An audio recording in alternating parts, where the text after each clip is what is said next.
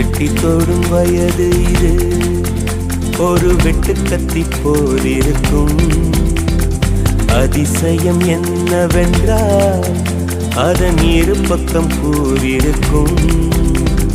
கனவுக்கு செயல் கொடுத்தால் அந்த சூரியனில் செடி முளைக்கும்.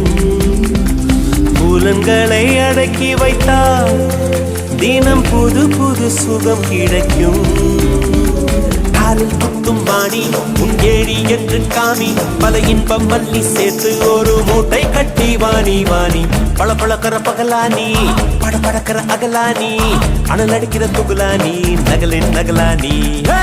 மழை அடிக்கிற முகிலானி, திணற அடிக்கிற திகிலானி, மணம் மணக்கிற அகிலானி, முள்ளா மலரானி.